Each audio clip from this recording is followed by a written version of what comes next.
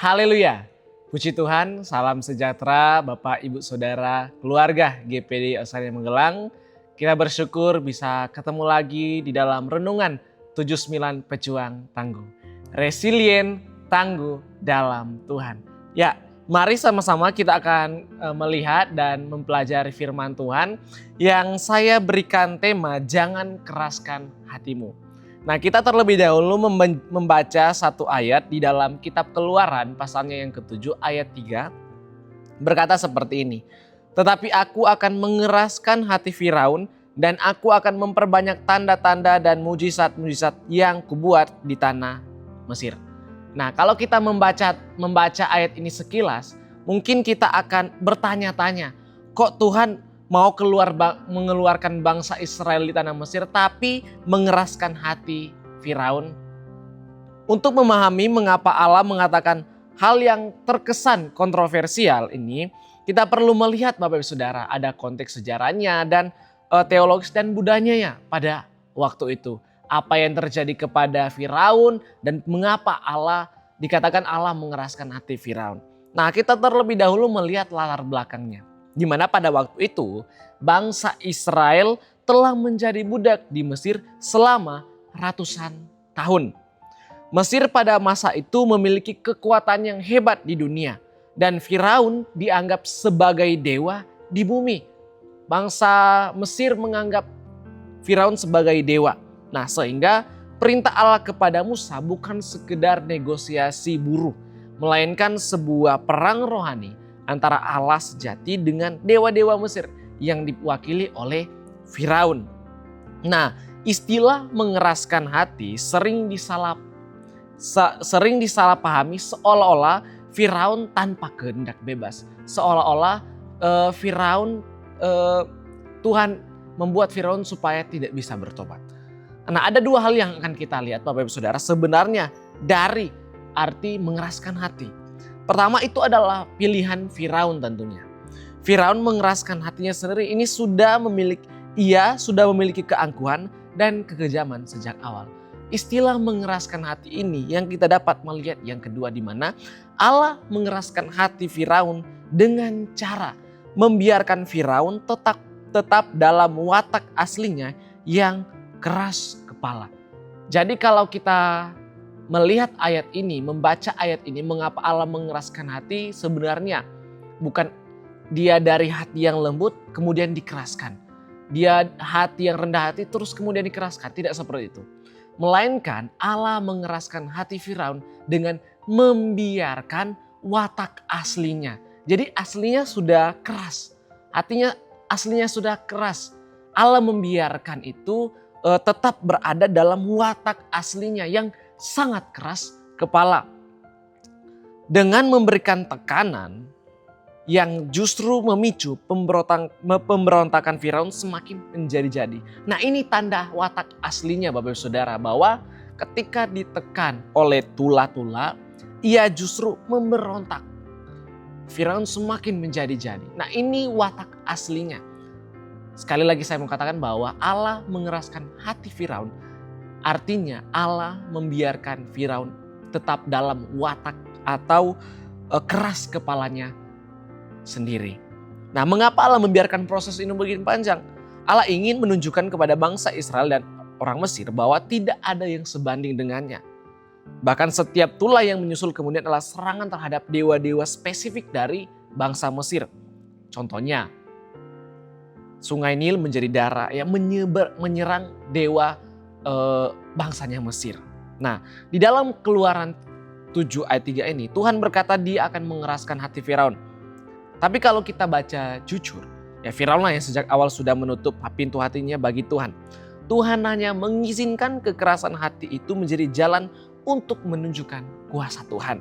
Masalahnya kekerasan hati bukan hanya cuma penyakit Firaun di zaman dulu, tapi bisa jadi penyakit kita saat ini. Nah, ada 3 poin sederhana mengapa kita jangan mengeraskan hati. Tentunya yang pertama, kekerasan hati membuat kita buta terhadap kebenaran. Hati-hati Bapak Ibu Saudara, kebenaran yang ada di depan kita, kita tidak bisa melihatnya, kita tidak bisa memahaminya karena kekerasan hati kita. Firaun melihat mujizat. Firaun melihat tanda-tanda yang ajaib. Tapi dia tetap menolak percaya. Dia tetap memberontak, dia tetap mengeraskan hatinya. Hati yang keras itu seperti tanah yang kering dan berbatu. Mau disiram air sebanyak apapun, airnya tidak akan meresap. Ketika kita mengeraskan hati kita karena mungkin gengsi, luka lama, atau dosa dan semacamnya, kita akan menjadi buta terhadap teguran Tuhan. Buta terhadap nasihat Tuhan, bahkan kebenaran Tuhan yang sebenarnya ingin menyelamatkan saya dan Bapak Ibu Saudara. Hati-hati, hati yang keras itu bisa memicu kebutaan rohani. Kita tidak bisa melihat kebenaran yang sudah ada di depan mata kita. Sekali lagi, kebenaran ingin menyelamatkan kita. Tuhan ingin kebenaran yang Ia sampaikan kepada kita untuk menyelamatkan kita. Setelah kekerasan hati membuat kita buta terhadap kebenaran. Yang kedua, hati yang keras hanya akan membawa kerugian bagi diri sendiri. Firaun pikir dengan melawan Tuhan dia sedang menunjukkan kekuatannya. Kenyataannya dia kehilangan segalanya. Ekonomi Mesir hancur, rakyatnya menderita, bahkan akhirnya dia kehilangan putra sulungnya. Jadi kalau kita melihat ini bukan hanya dampak dari diri sendiri yang rugi. Rakyatnya rugi, bahkan anak sulungnya yang tidak bersalah apa-apa yang meninggal. Nah begitu juga di dalam kehidupan kita Bapak Ibu Saudara.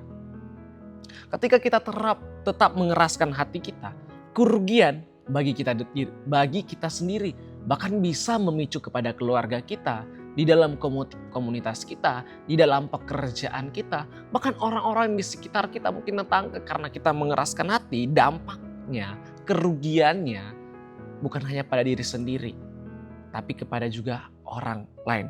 Kita sudah rugi, keluarga rugi, dan orang-orang di sekitar rugi juga. Kita tidak akan pernah menang tentunya melawan Tuhan. Jangan melawan Tuhan. Semakin kita merasa kuat untuk membangkang, semakin banyak berkat yang terlewatkan dalam hidup kita. Saya percaya kita ingin hidup diberkati. Kita percaya kita ingin dalam hidup kedamaian, damai sejahtera ada pada kita. Rendah hati itulah kuncinya. Kemudian solusinya, miliki hati yang taat, bukan hati yang keras atau hati yang batu. Tuhan sebenarnya tidak ingin menghukum Firaun. Perhatikan, Tuhan sebenarnya tidak ingin menghukum Firaun. Tuhan ingin Firaun sadar supaya juga ia dapat diselamatkan.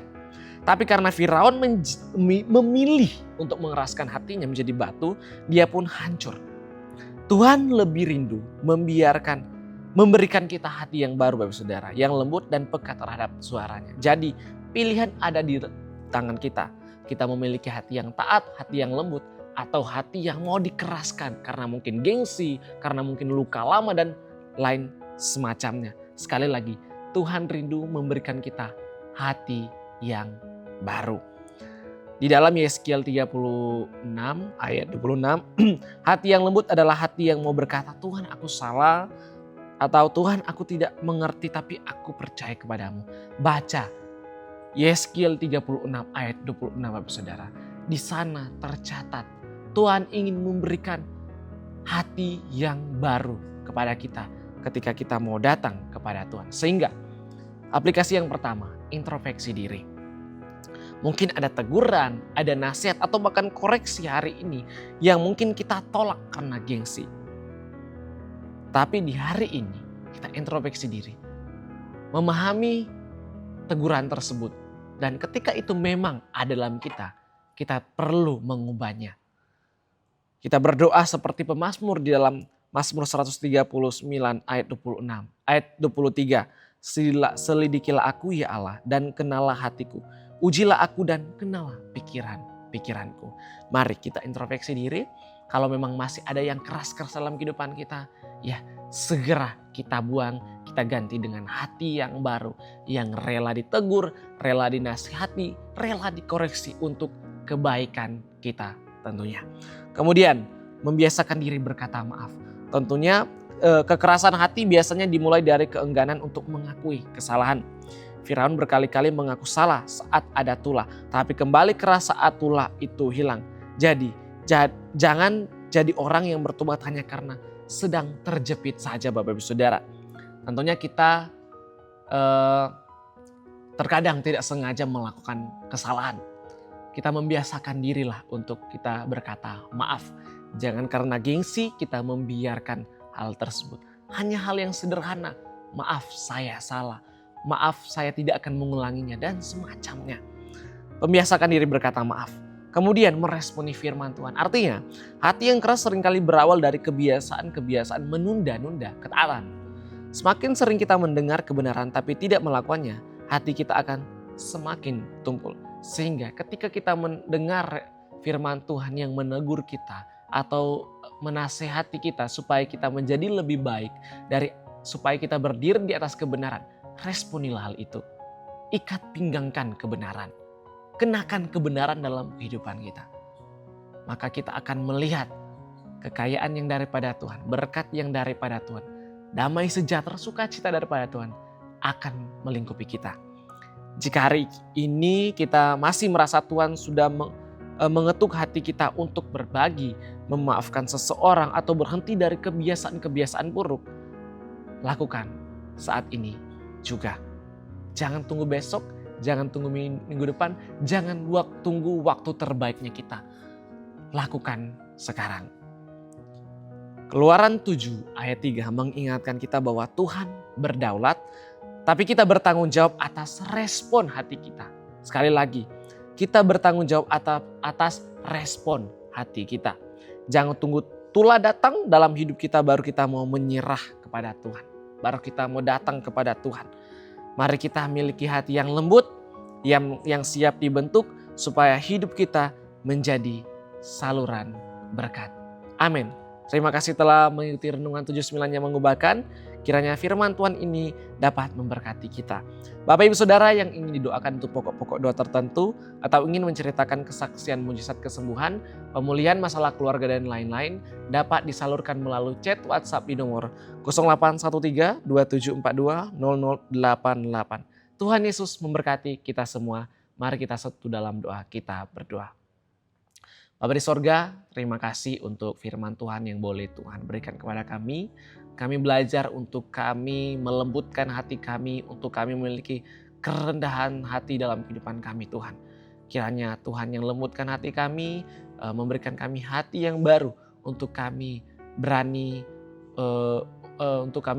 berkata maaf, untuk kami bisa membiasakan diri berkata maaf, dan juga kami memiliki kerendahan hati. Bapa di sorga, kiranya Tuhan yang menolong kami supaya kami dapat memiliki hati yang seturut dengan kehendak-Mu, kerendahan hati.